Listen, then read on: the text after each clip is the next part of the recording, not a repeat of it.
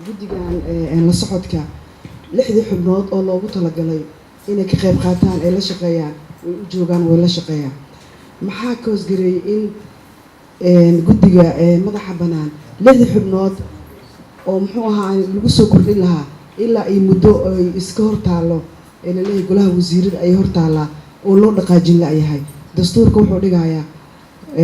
wuxuu ku beesgaraysan yahay guddiyada ku beesgaraysan yihiin maamul goboleed ay ku beesgaraysan yihiin anaga guddiyadeen runtii waxay ku beesgaraysan yihiin qabaa'ilada runtii aan ku fadhino 5 beelood ayay ku beesgaraysan yihiin anaga guddigeena 5 xubnood oo ka tirsan yahay 5 xubnoodna 5 qabiil oo sida toos loogu qaybsado ayaan ku fadhinaa waxaase naga maqan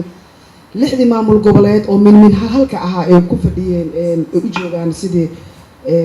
guddiga la socodka maxaa diiday annaga 6deennii in lagu soo kordhiyo oo gorgortan ugu jiraa marka dastuurkan adinka ayaa ah golaha shacabka cidda ku xadgudubtana waxaa laga rabaa adinka inaad ka qabataan oo aad ka hadashaan ka doodaan marka xildhibaan Geesi adigu warku ku socda adaa tiri caqabadaydan haysta maxaa waa annaga waxaa idinka sugaynaa 6dii in meeshan lagu soo kordhiyo ee ka qayb qaataan sidii ay ugu qayb qaataan guddiga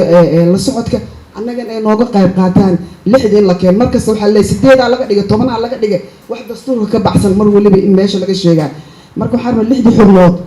oo ku beesgareysnaa oo maamul goboleedka ahaa in lagu soo kordhiyo